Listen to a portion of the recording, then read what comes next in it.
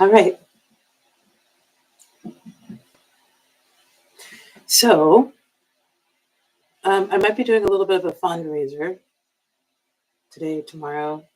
I have some music that I'm putting together, right? I do write short stories, I write songs.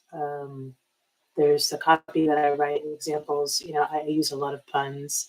Puns are something that I enjoy very much. Now, I can cut back on the puns, but I do go a little pun heavy. Puns are really big in certain types of music. Been listening to a good amount of the tarot readings, and I will be sharing that as my own little mixtape. So, yeah.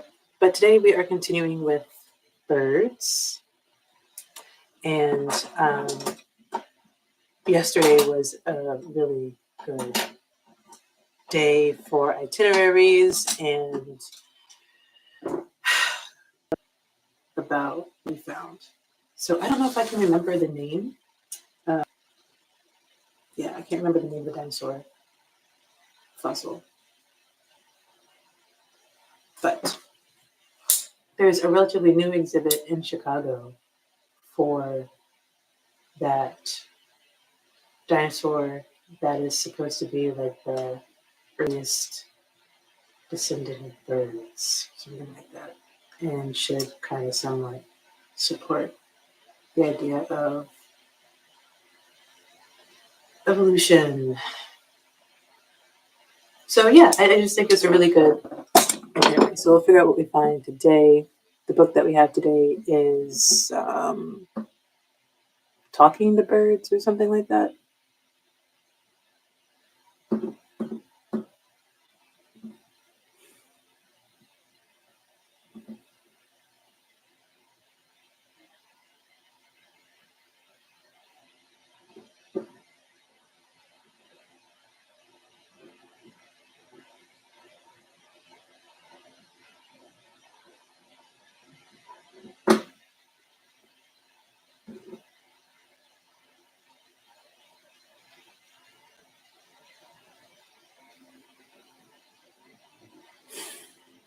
I'll share my screen in just a second. Okay. Yeah. Adventures with Talking Birds.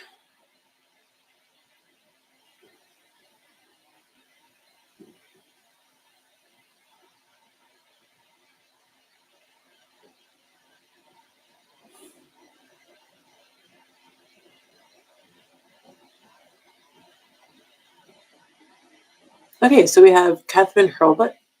So let's see if we can do a little bit of background, figuring out where she's from. Let's see.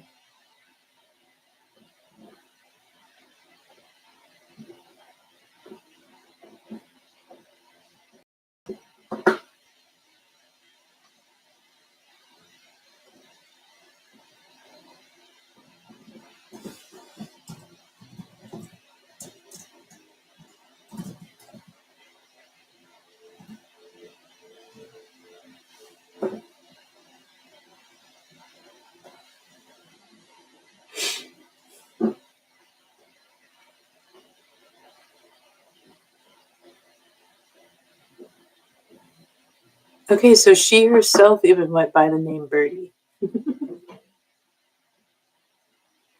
So here's her obituary. Catherine Birdie Hurlbut, a retired stenotype reporter and bird rescuer, died on December 22nd, 2012, at the age of 99. Her remains were cremated.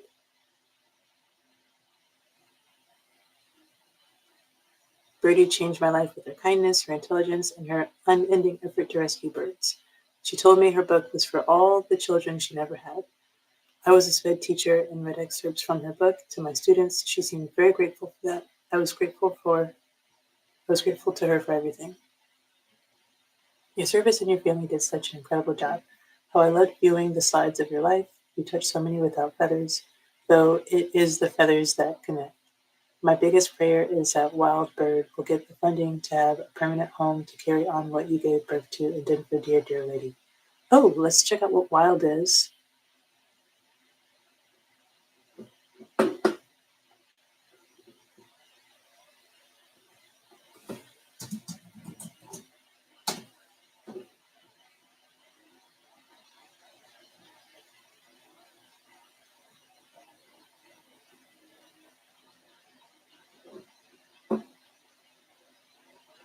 See if I can up. All right, let's look at her board.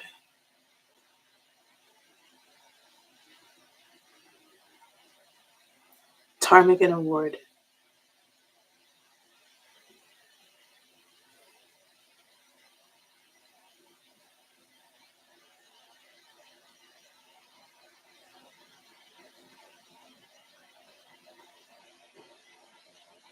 $19.96.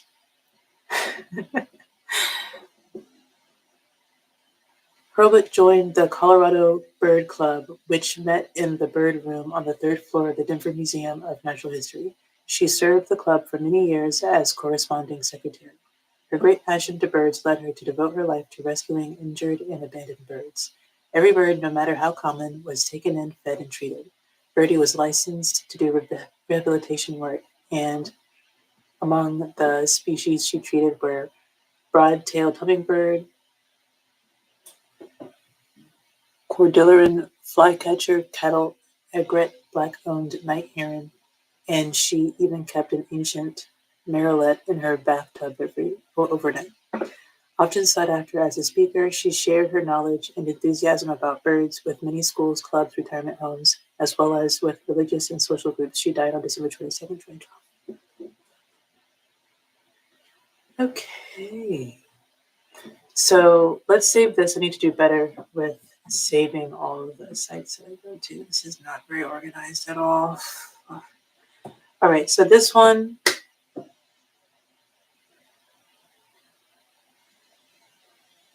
was a book from yesterday. This was the dinosaur one.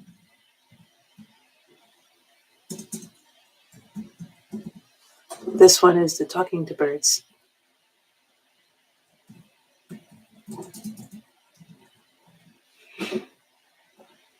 And paste.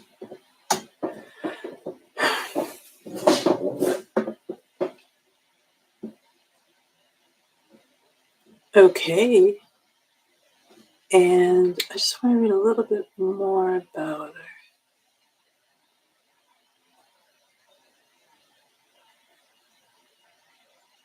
Pinterest, Denver Post. Monday profile, bird lover Catherine Hurlbut.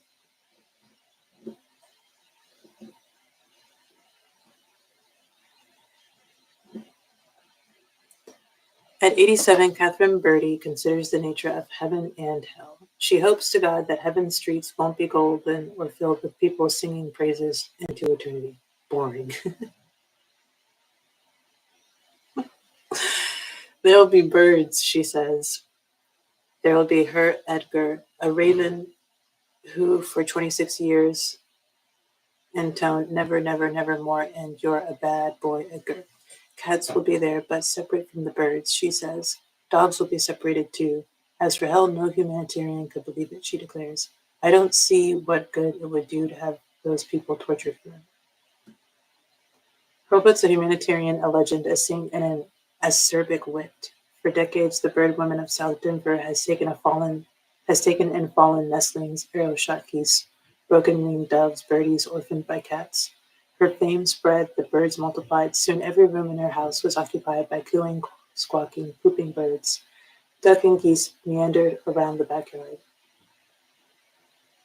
It's 2025. Oh, that's... Remember the date of this.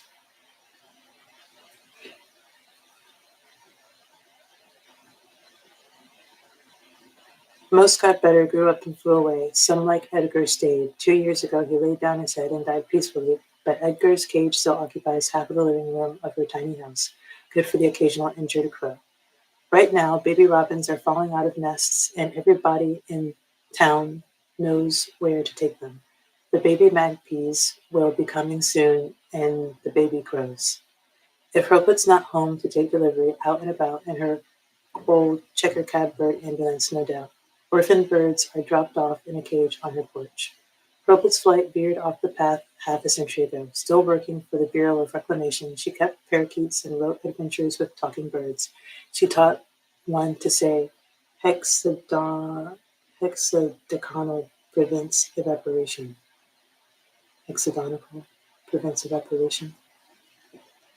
Someone called and wanted me to pick up a duck. Her first foster bird. I like it, but my husband doesn't, the woman told her. Hurlbut recounts the story, still amused by the idea that getting rid of the husband might have been a better idea. She has no regrets about her own husbandless life. No man would have put up with the birds, she said, the disinterest in housekeeping, her refusal to cook anything ever. As for children, I've never been crazy about babies except baby birds. A lot of people think they want babies, but they don't treat them right. Besides, she said, if we keep getting more people, we'll overpopulate the world. Birds are getting scarcer and scarcer. Some birds adjust to people and others will not. Instead, Hobart looks back on a life well lived, a literate life, and activist life. Denver Post flies are filled with letters to the editor she fired off, some concerning birds, others not. Occasionally, they reference poetry she memorized on bus trips from her home to the Bureau of Reclamation. Most important, she said, we're all given something we're supposed to do. She did it, and she will keep on doing it. As long as I could put one foot in front of the other, as she spoke, a volunteer gathered up that day's hall of fledglings to take to the incubators at Greenwood Wildlife Rehabilitation Sanctuary near Boulder. She's taking my little birdies, Herbert said, but tomorrow there'll be more. Great.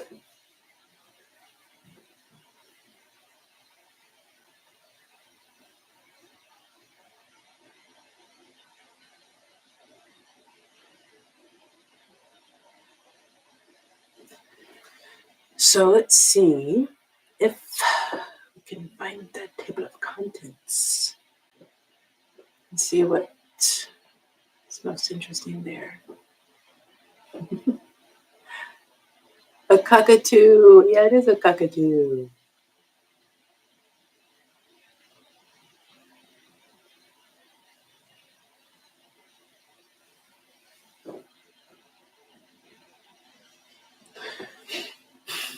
All right, so chapter 1 is Hooked on Talking Birds, the events that led to my undertaking this study. Chapter 2, Friendly Rivals, my competition with my neighbor employee to retain the affection of my talking pets. Chapter 3, Nature's Tape Recorder Deluxe, the Greater Indian Hill Myna, which tattled on my neighbor's little son by faithfully repeating his conversation. 2, timed by Mortimer, the common starling whose ability to talk was known in William Shakespeare's day. Hello, Picklepuss, the Australian rose-breasted cockatoo who, like the little girl with the curl, was either very good or very bad. The Pied Piper of Birdland, the Australian cockatiel whose forte was whistling "Let's All Sing Like the Birdies Sing." She didn't say, the female Australian grass parakeet or budgie, not as good a talker as her mate, but a good pet nevertheless. Polly Cracker, a chapter on the large parrots in general, with experiences related by an 85-year-old pet shop owner. 7 Crows a Secret, a crow whose occupancy of my guest bedroom resulted in short-term overnight guests. Life with Edgar, my efforts to make Edgar Allan Poe's Visit of a Raven sitting on a chamber door a reality. Okay. The education of Edgar, my college for birds, while success as far as Edgar was concerned, in the opinion of my student rumor, was a washout for other types of education.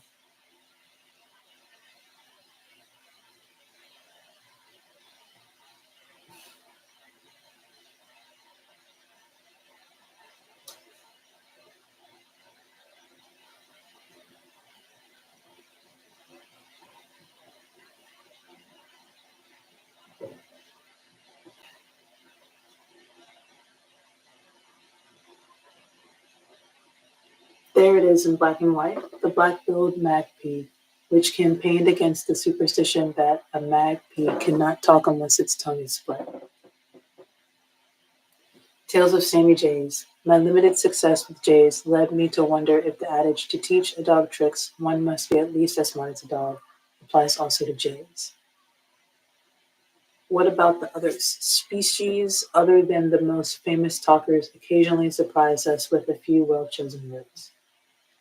Getting them to talk. The moment of truth in this whole exercise.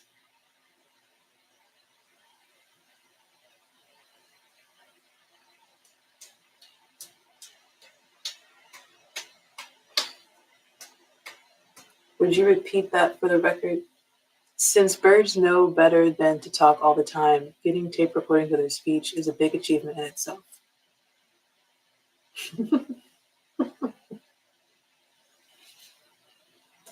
Keeping them healthy. A talking bird is above all a healthy bird.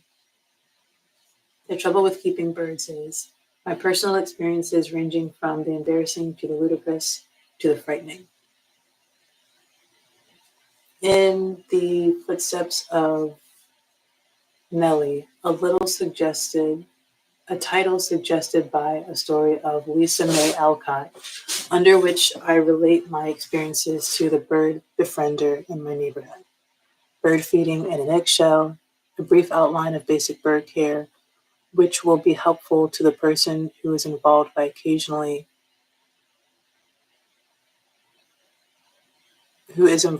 occasionally in providing care for injured birds.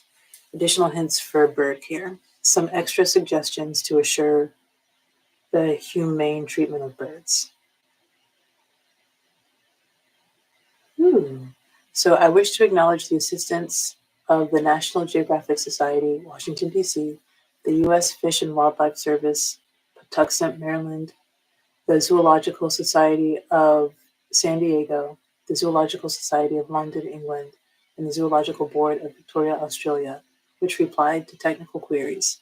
Mr. William R. Gainey of San Francisco, whose extraordinary knowledge of published literature on talking birds enabled me to locate obscure but valuable reference material. And David L. Goodman, Lulita Pritchett, Donald and Hazel Thatcher, Lillian Bailey, and Harold Webster, who read the manuscript and offered constructive criticism. I am also indebted to many bird clubs and private individuals who shared experiences with me that greatly broadened the scope of this book. All of the drawings are by Joseph C. Ridley.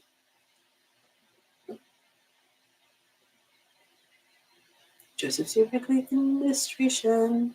African gray parrots are better known for their talking ability than their beauty. Quite beautiful. Must be able to talk very well.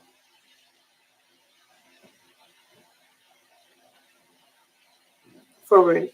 At some time in every person's life, events occur that bring about permanent changes in lifestyles. And the incidents that resulted in my undertaking a study of talking birds were a turning point in my own life. The record of my activities during the years following that turning point is set forth in this book. I do not claim to have written the definitive book on talking birds. The final word can never be written on any facet of animal behavior because, like human beings, every specimen of the more intelligent animals is an individual.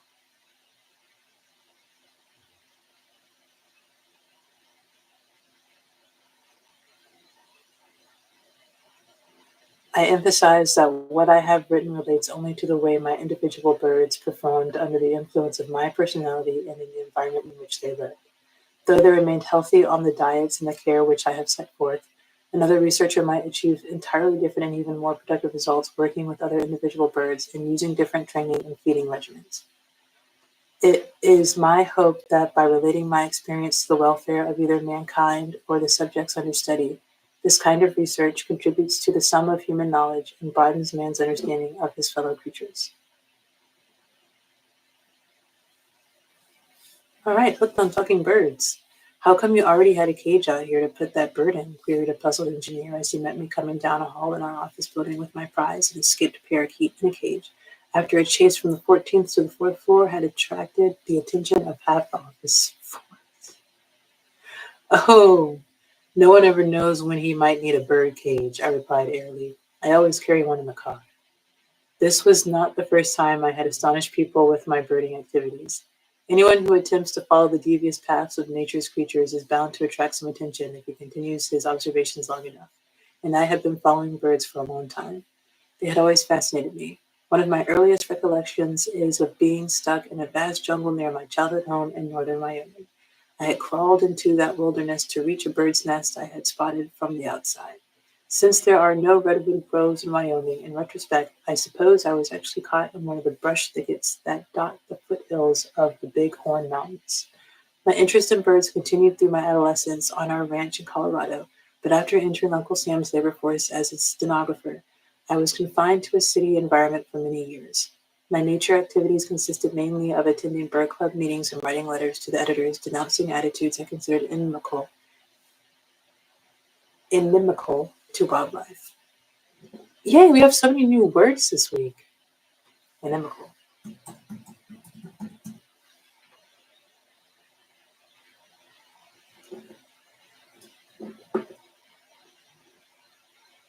Kind of like enemy, but with an I. Inimical. Inimical. Inimical. Then one day a fellow employee brought into the office a baby female parakeet named Mickey, the first product of his new avocation, raising Australian budgies. As Mickey's little toes tightened around my finger, I suddenly felt a long slumbering spirit within me awaken, and I realized I must reestablish my association with live birds. In due course, Mickey's parents presented her with a brother and a sister, one blue and one green. I promptly purchased them, named them Bluebell and Dandy, and from that time on, my life was never again to be birdless. At the time I acquired Bluebell and Dandy, the Australian shell or grass parakeet, commonly called budgie, was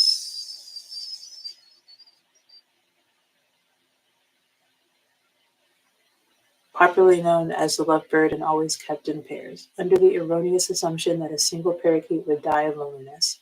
With companionship of their own kind, of course, the birds did not talk, and their ability to mimic the human voice was not generally recognized.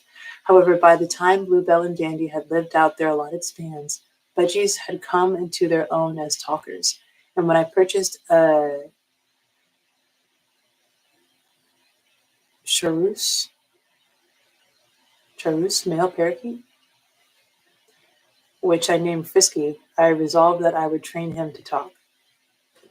Chartreuse. Chartreuse.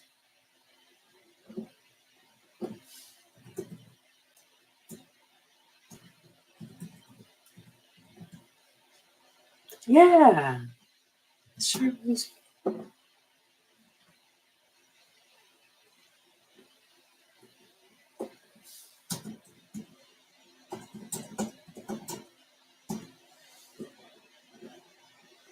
Chartreuse.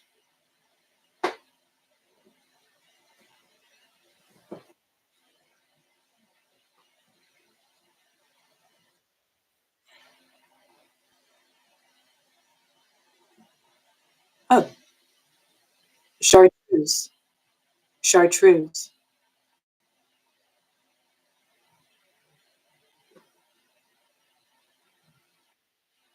Chartreuse.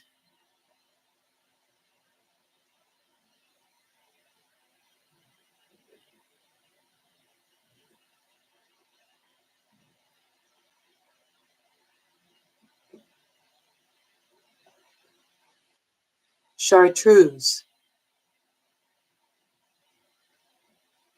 Hey.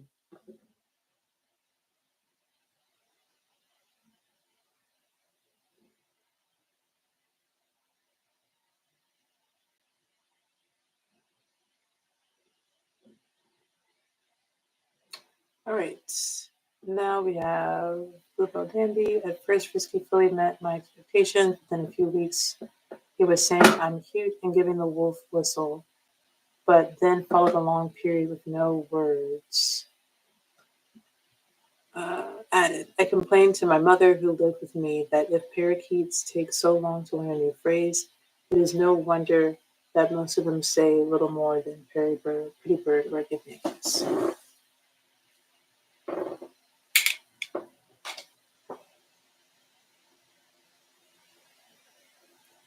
So I need to figure out what we're going to do today. Where are we going to go?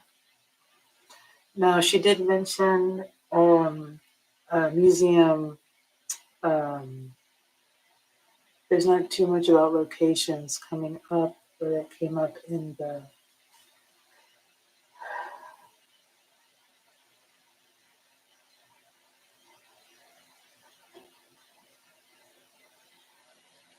table of contents. But I think we'd have to go to a bird place where you can interact with birds. You know, up close, and then see if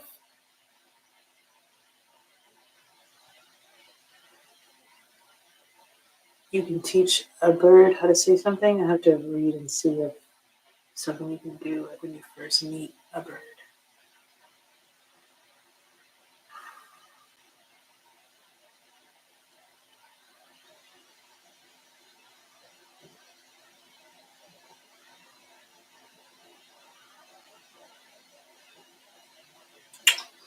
All right, so let's go back.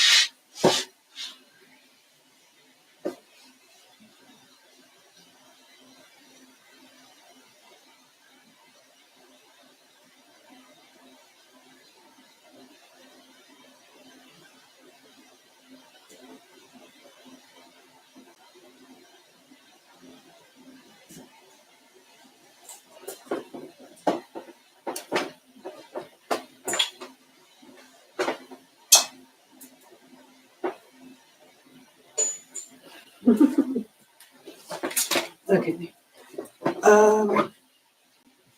Still not finding anything very helpful.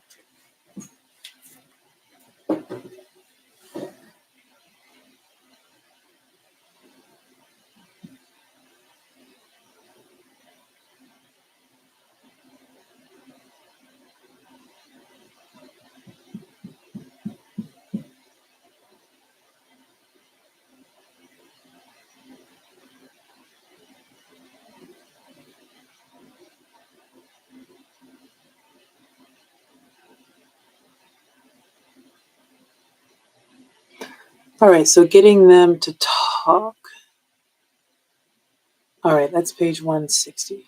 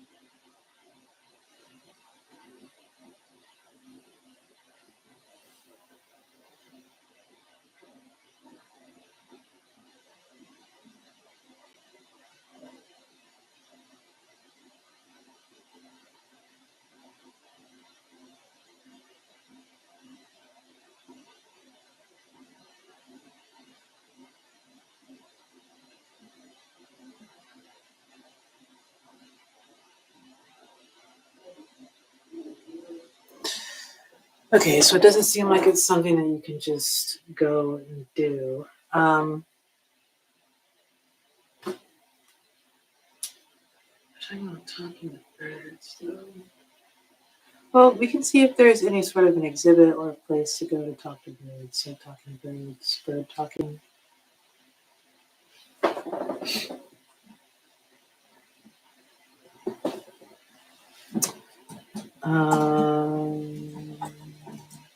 Or exhibit with talking birds.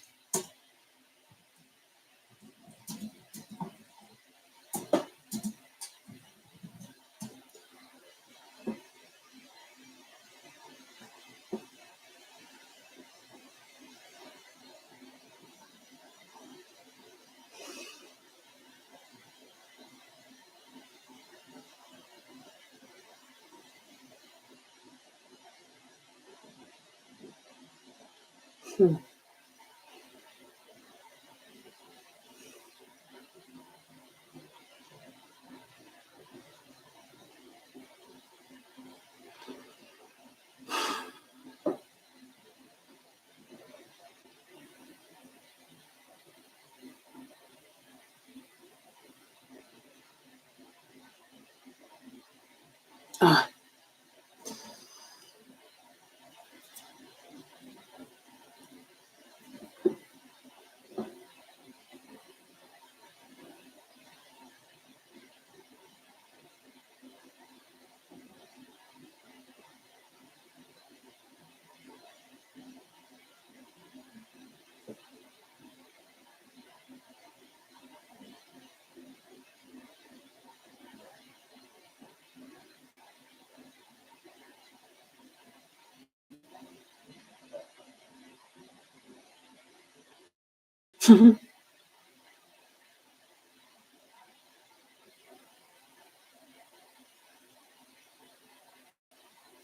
All right, the osseaviary. So for the birds, Alexandria Zoo exhibit lets you see, touch, feed parrots and parakeets. Sustainable Green Garden teaches Rapids Academy for Advanced Academics, all aspects of learning from ELA's science. All right. Let's see if I can go to the website for this place. Alexandria Zoo.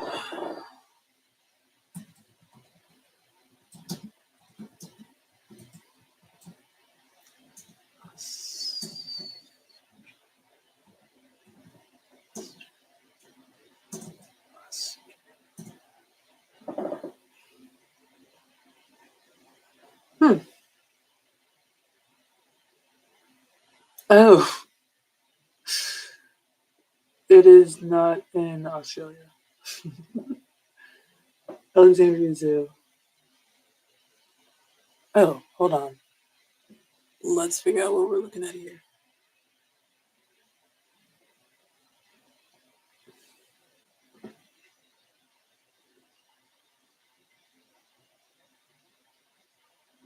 No, this is the one that we were talking about. Not Alexandria Park Zoo. This one. All right, so the internet is a bit slow.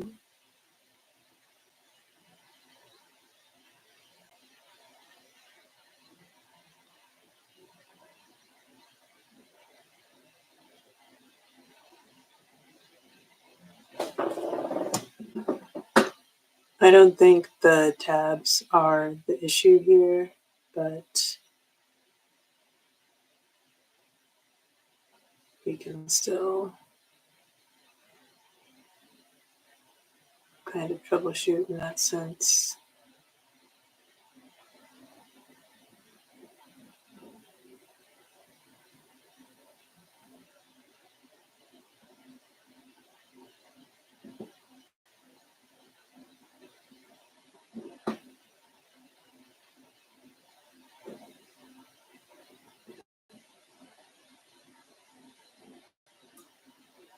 All right, here we go. The osseaviary.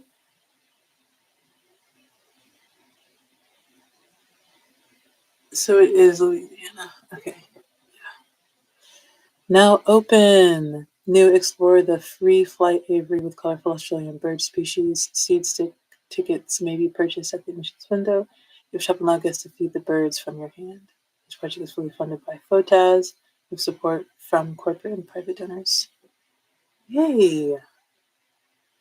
All right, so we're going to go to the Alexandria Zoo.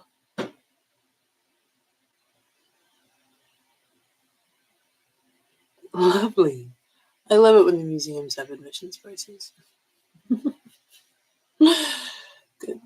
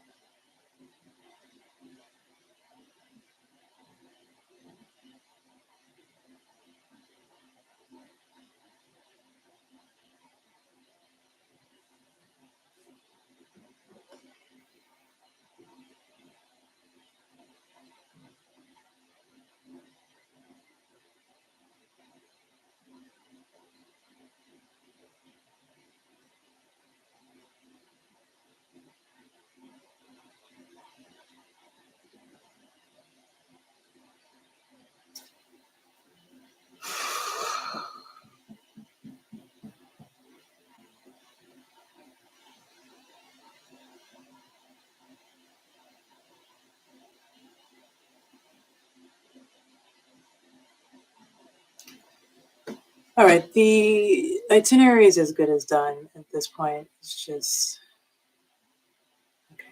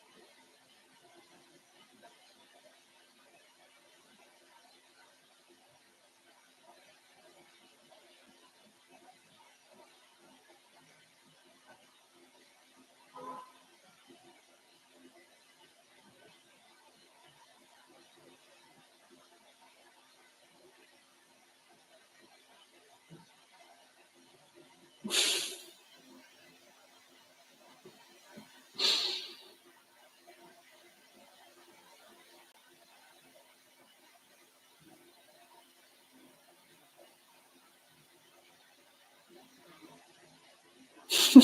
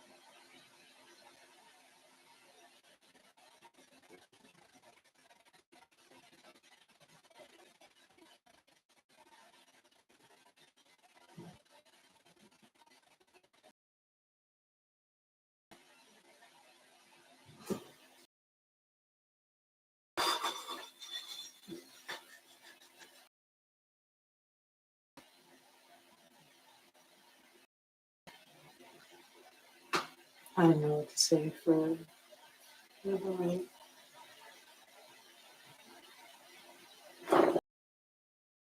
Be the right, and the study should be read a particular page.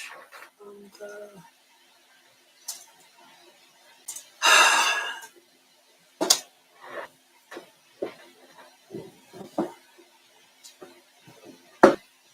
chapter. Which chapter should it be?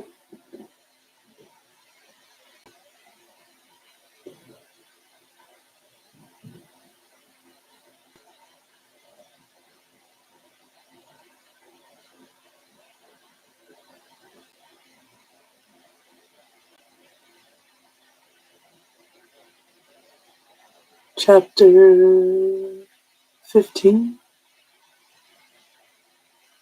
Chapter 15, right?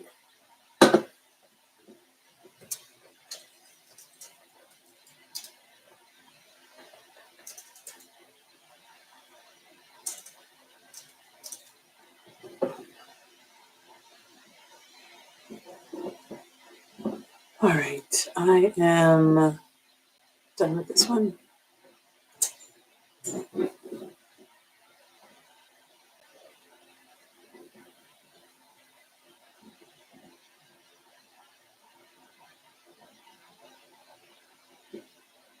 All right, so take care, have a good one, and see you next time.